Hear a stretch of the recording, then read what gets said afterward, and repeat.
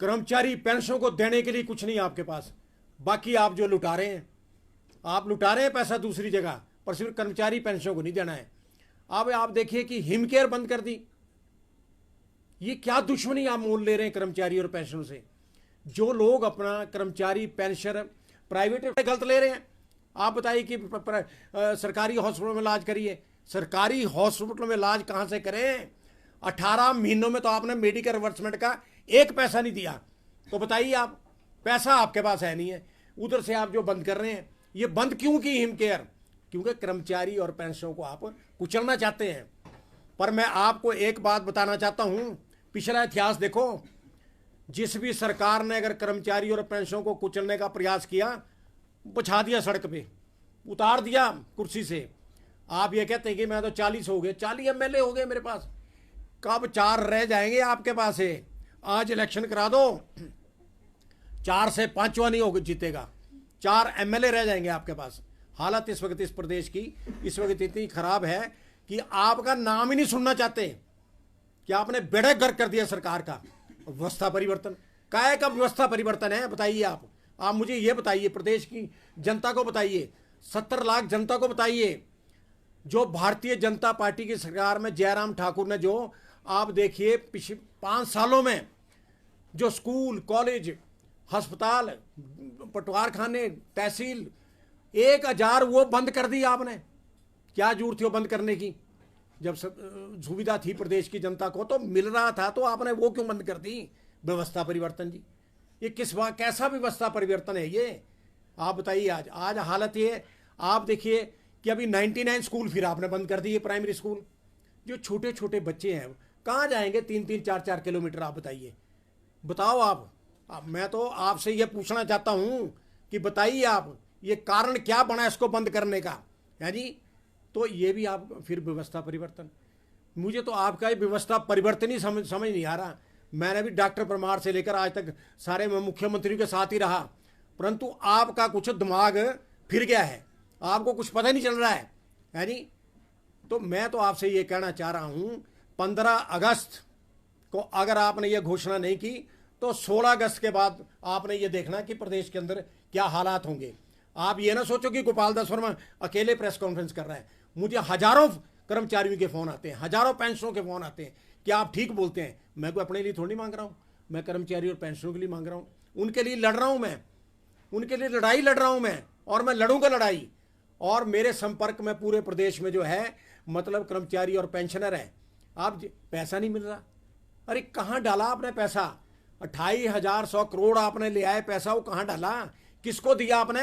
मैंने बार बार कहा कि श्वेत पत्र निकाला उस पर कि कहाँ आपने वो पैसा खर्च किया है, कहाँ डाला है वो पैसा। वो आपके एमएलए चोरी कर रहे हैं प्रदेश में, खनन माफिया शरेआम जो है, मतलब कल भी नालागढ़ में देखो पकड़े गए। मतलब लूट मची है, लूट बचा रखी है, कोई पूछने वाला नहीं है जी? तो मेरा कहने का मतलब एक बात है, आप ऑनरेबल हाई कोर्ट को नहीं मानते तो किसको मानेंगे आप? ऑनरेबल हाई कोर्ट ने आदेश किए कि पेंशनों को, जो कर्मचारियों को जिनका एरियर बनता है, जो इनका हिसाब किताब दे दो भाई। तो आप कहते हैं नहीं जी, हम तो सुप्रीम कोर्ट जाएंगे, फलाना करेंगे। यार क्या हो गया आपका? आपको हो क्या गया? अगर आप ये दे नहीं सकते, कुर्सी छोड़ो, आप छोड़ दीजिए कुर्सी। नहीं तो लोग, देखा आपने बांग्लादेश में क्या हुआ, वहां से ले लो सबक, लोग बढ़ गए अंदर, भाग गई। आपकी हालत ये होने वाली है कुछ दिनों में, मैं आपको जो बता रहा हूं इसको नोट कर लो आप। और ये ठगबाजी नहीं चलेगी जो आप ठग रहे हैं प्रदेश की जनता को, ये ठगबाजी बिल्कुल नहीं चलेगी। इस ठगबाजी को बंद करो। बथेरा झूठ हो लिया। चुनाव आए 3 बाई इलेक्शन, तो 1500 रुपए, कहीं 4500 डाल दिए, कहीं कुछ कर दिया, चलो जी हमने शुरू कर दिया काम। आज क्यों नहीं दे रहे आप 1500 रुपए? महिलाओं को 1500 क्यों नहीं दे रहे आप? क्यों बंद कर दिया? क्या कारण है? क्योंकि आपका ठग का काम है। आपका एक ठग, वीरभद्र सिंह ठीक कहता था कि सुक्खू को पता नहीं चलता कुछ नहीं, वो ठीक कहता था, कई बार बातें होती थी। तो मेरा कहने का मतलब है, सुखविंदर सुक्खू जी, आप जरा ठीक लाइन पे आ जाइए, नहीं तो हम आपको बताएंगे लाइन पे कैसे आते हैं, हम सिखाएंगे आपको लाइन पे चलना। तो मेरा कहने का मतलब ये है कि हमारे को प्रदेश की जनता का पूर्ण समर्थन है, जनता का भी आ गया। अब तो महिलाएं मुझे मिलती कि आप ठीक बोलते हैं जी हमारे बारे में, तो मैंने कहा ठीक बोलना है। इतनी गारंटियां इन्होंने दी। आप बताइए 300 यूनिट कर नहीं पाए, 125 यूनिट बंद कर दिया। अरे क्या कर रहे हैं आप, क्या कर रहे हैं आप? आपने तो कहा था हम 300 सरकार बनेगी 300 यूनिट बिजली जो है मुफ्त में देंगे, वो भी 125 यूनिट आपने बंद कर दी। कल एक और फाइल चला दी कि अब जो है ट्रांसपोर्ट में जो किराया बढ़ जाएगा। तो मेरा कहने का मतलब है कि आपने तो आते ही जब सरकार आपकी बनी तो डीजल के रेट आपने बढ़ा दिए। आज डिपो में देखो आप, तेल महंगा हो गया, क्या नहीं हो रहा, कोई कंट्रोल आपका है नहीं है, कंट्रोल ही नहीं है आपका। ना मंत्रियों पे कंट्रोल है, ना एमएलओ पे है, ना अधिकारियों पे कोई कंट्रोल है। मतलब ये हो रहा है कि यहाँ लगता नहीं है कि हिमाचल प्रदेश में कोई सरकार है, सरकार नाम की कोई चीज़ है। आज मैं आपको ये कहना चाह रहा हूँ, मैं पूरे प्रदेश में घूमता हूँ, आज फिर जयराम को लोग याद कर रहे हैं। मैं कर्मचारियों की बात करता हूँ, पेंशनों की बात करता हूँ। उस इंसान ने 5 साल 2 साल तो कोविड में गए, कोविड था, लोग मरे, हालत खराब हो गई, फिर भी उस इंसान ने जो है कर्मचारियों को जो है एरियर भी दिया, उसने डीए भी दिया, उसने मेडिकल रिवर्समेंट भी दिया, उसने पोस्टें भी भरी, उसने सब कुछ किया है। और अब सुखविंदर सुक्खू जी आप कोसते हैं जयराम को कि उसने कुछ नहीं किया। अरे कुछ तो आपने नहीं किया, जयराम ने तो सब कुछ किया, उसने सब कुछ किया, उसने सबको दिया उसने।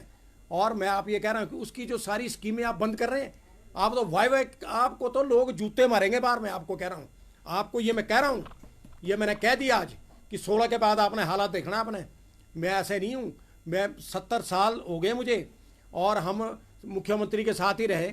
और आप तो कर्मचारी नेताओं को किसी को बुलाते भी नहीं बातचीत के लिए, आप किसी को नहीं बुलाते, कोई बातचीत नहीं आप करते कि क्या समस्या है। वो जरूर अब ठीक है मुख्यमंत्री बन गया, अब क्या है, कुछ नहीं लेना देना, बीबी विधायक बन गई, अब क्या लेना देना है, बाकियों को क्या चक्कर है, उसकी भी पेंशन लग जाएगी। तो आपको कोई अब चिंता तो कोई है नहीं है, प्रदेश की कोई चिंता नहीं है आपको, आपको सिर्फ अपनी चिंता फंसी हुई है कि मैंने क्या करना है। और हम करके बताएंगे आपको इसी प्रदेश में करके बताएंगे।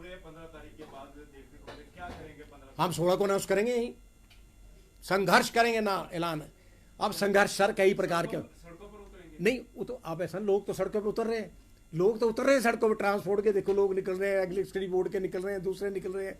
तो अपने आप होना है, ये अपने आप ब्लास्ट होगा। ये सरकार को बोल रहे थे कि इलेक्शन करवाए, इलेक्शन बाय इलेक्शन भी हुए, उसमें 40 पर पहुंच गई और बीजेपी को फिर यहाँ पर मुंह की खानी पड़ी, तो सीटें बढ़ गई। बीजेपी का अभी भी आंकड़ा देखा मैं कहता ठीक, पहले भी आपने यहाँ से ऐलान किया था कि हारेंगे, हारे नहीं हारे। तो मेरी बात सुनो, मेरी बात सुनिए। अब सरकार है, अब जो सरकार है, तंत्र मंत्र सारा सरकार के पास होता है।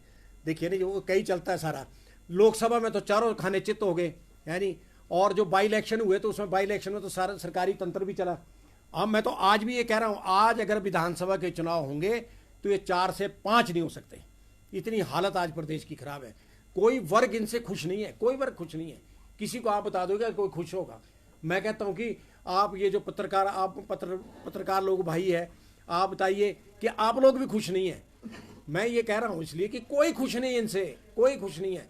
कोई खुश है तो मुझे बताओ आप कौन सा खुश है। तो इसलिए मैं कह रहा हूँ कि हमारे अंदर हम लड़ें। हमने 70 का संघर्ष लड़ा, 80 का संघर्ष लड़ा, 90 का संघर्ष लड़ा, राजनीतिक मंच पे हमने फाइट किया। और हम कई लोग तो बेचारे स्वर्गीय मधुकर जी वो निकल गए। क्या बात करें कर्मचारी को तो वैसे रिम्बर्समेंट मिलता है। सर ठीक पूछा आपने, मान गए जनाब आपकी बात को। रिवर्समेंट जनाब 18 महीने से 1 पैसा नहीं मिला, 18 महीनों से सुक्खू सरकार ने कोई रिवर्समेंट नहीं दिया। तब कौन जाएगा सरकारी हॉस्पिटल में, आप बताइए। आपने तो कमाल कर दिया सारे पूछ के, है नहीं। और लोगों के 30 करोड़ रुपया, 30 करोड़ के बिल पेंडिंग पड़े हैं डिपार्टमेंट में। तो आप बताइए, वो जो हिम केयर में तो चलो पैसा मिल जाता था 5 लाख रुपए, और यहाँ तो अगर हालत ऐसी हो गई, अब वो 30 करोड़ है वही नहीं मिल रहा। पेंशन बेचारे 7,000 पेंशन मर गए, 2,000 जो है कर्मचारी मर गए। तो आप चाहे कहाँ जाए, क्या करें। अपने लिए तो सुखविंदर सुक्खू जी जा रहे हैं दिल्ली, इलाज कर रहे हैं, चाहे 16-16 लाख रुपए खर्च हो रहा है, वो सरकार देगी। वो ये क्यों नहीं अपना इलाज कराते हिमाचल के हॉस्पिटलों में? ये क्यों दिल्ली भागते हैं, ये क्यों चंडीगढ़ भागते हैं? सिर्फ कर्मचारियों को मारो, पेंशनों को मारो, बाकी खुद तो ऐश करो, लूटो। सरकार को लूटने के लिए मची है, तो कब तक लूटेंगे? अब तो ये हालात मैंने आपको पहले बताया, ये बांग्लादेश वाले हालात हिमाचल में होने वाले हैं।